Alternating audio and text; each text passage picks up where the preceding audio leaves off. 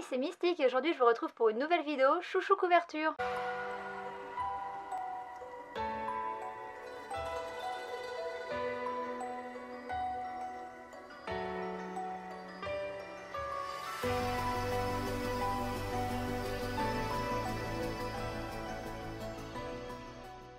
D'habitude dans mes vidéos chouchou couverture, je vous fais les mangas dans l'ordre que je les ai cités dans mes vidéos What's New, et donc ce mois-ci j'aurais dû vous présenter mon chouchou couverture de juillet qui était Beyond the Cloud, mais en fait j'ai trouvé que pour Halloween c'était plus sympa de vous parler du manga Carciphona qui parle de magie. Pour ceux qui attendaient mon avis sur Beyond the Cloud, vous inquiétez pas, ça arrivera le mois prochain, et puis cette vidéo c'était aussi l'occasion de redire merci à la maison d'édition Château Château qui m'a envoyé Carciphona gratuitement. Château Château, c'est une petite maison d'édition qui vient de se lancer avec ce premier tome de Carciphona, et donc si ma présentation vous convainc, n'hésitez pas à aller acheter le tome pour les encourager dans leur travail et pour qu'ils continuent à nous publier des super mangas. Carciphona, c'est un manga canadien puisque l'auteur Huang Shiling qui l'a dessiné et scénarisé en fait est canadienne d'origine chinoise. Du coup je sais pas si au Canada il y a des classifications comme seinen, shonen, shoujo, mais moi j'aurais plutôt dit que c'était un seinen. C'est le premier manga de cet auteur puisque en fait normalement elle est illustratrice, et d'ailleurs si vous allez voir sur son DeviantArt vous allez voir des illustrations qui sont juste à tomber, c'est sublime, et c'est tellement beau qu'elle a réussi à travailler avec Riot pour le jeu League of Legends puisqu'elle a fait le splash art de Sona qui est lui aussi très beau. Le manga il est publié depuis 2010 au Canada avec 6 tomes en cours, en France il est publié depuis août 2018, il y a un tome de sortie et le tome 2 devrait sortir en décembre. Le manga est entièrement en noir et blanc avec quelques pages couleurs au début, il coûte 7,95 € et c'est tout ce que je vous dirai pour la présentation.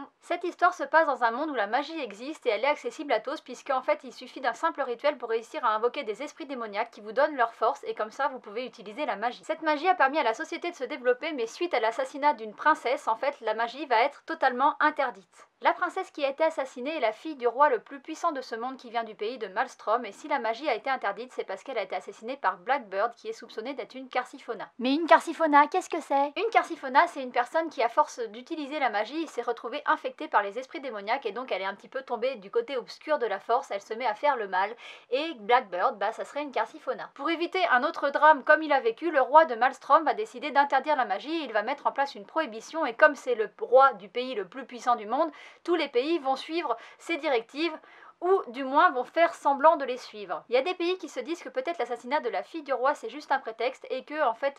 d'interdire la magie ça va permettre au pays de Maelstrom de garder sa position de numéro 1, et donc ces pays qui ont des doutes vont garder au sein de leur population des sorciers qu'ils vont protéger et cacher. Velos Visrin, qui est l'héroïne de ce manga, fait partie de ces sorciers qui sont cachés. Elle est cachée par le pays de Kronzel et elle vient d'une famille de sorciers très puissants. Velos, elle mène une vie solitaire puisque la population elle n'est pas au courant de tout ce qui se trame au niveau politique, et donc la population n'aime pas les sorciers, et donc Velos elle est un petit peu rejetée des gens et elle vit toute seule, et elle va être très rapidement dans le manga confrontée à un choix puisque en fait Blackbird, qui est à l'origine de la prohibition, va venir lui rendre visite et va essayer de l'assassiner, et en fait Velos elle va avoir un choix, soit mourir et respecter la prohibition, soit utiliser la magie pour se défendre et du coup vivre, mais vivre en fait dans l'illégalité. Elle se retrouve donc face à un dilemme un petit peu compliqué, d'un côté devenir hors la loi, de l'autre côté mourir, et pour faire son choix elle va pouvoir compter sur Kiritzel et Verine qui sont deux personnes qui vont lui venir en aide quand elle va être perdue. Et j'arrête là mon résumé. En ce qui concerne mon avis, je ne regrette pas du tout d'avoir choisi ce manga en chouchou couverture. La couverture est vraiment très très belle, les illustrations à l'intérieur en couleur sont très très belles aussi, on sent que la mangaka est illustratrice à la base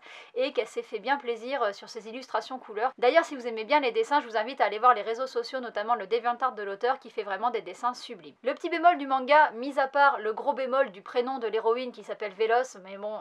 on n'en reviendra pas dessus parce que j'en avais déjà parlé dans ma vidéo What's New. Velos c'est pas un prénom, ça n'existe pas, c'est juste un qualificatif qui dit que quelqu'un est assez agile quoi. Velos c'est pas un prénom, voilà. Mais mis à part ce petit point négatif, il y en a un deuxième, c'est le dessin à l'intérieur en noir et blanc. Je trouve que le dessin est vraiment en dessous des illustrations couleurs, et alors j'y connais rien en dessin, mais j'ai l'impression que c'est surtout un problème en fait d'impression ou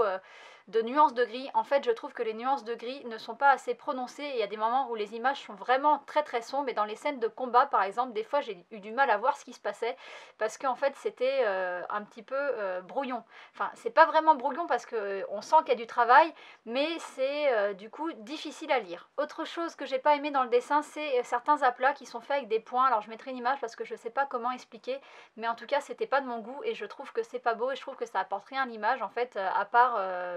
la rendre moins jolie. Et donc voilà, alors du coup les petits points couplés au fait qu'il y a des moments où je trouve que les nuances de gris ne sont pas justement assez nuancées et qu'il n'y a pas un panel assez large qui fait que tout est un peu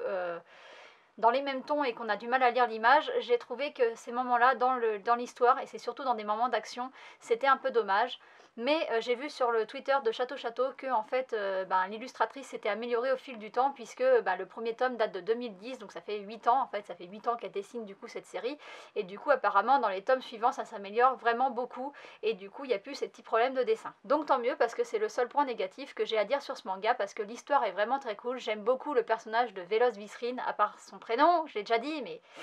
Donc j'aime beaucoup le personnage principal, j'aime bien son caractère, elle a un sale caractère et ça c'est ce que j'aime, une femme forte avec un sale caractère, moi je trouve c'est assez cool. J'ai trouvé qu'on était tout de suite emporté dans l'histoire et moi je me suis posé beaucoup de questions. Alors déjà d'une part par rapport à l'assassinat et la prohibition, est-ce que l'assassinat c'était vraiment un assassinat qui était commandité par le roi du pays le plus puissant pour rester le pays le plus puissant, ou est-ce que c'était vraiment un assassinat, les conséquences aussi de la prohibition puisque la magie a été interdite mais avant tous les pays vivaient grâce à la magie, donc comment ça s'est passé.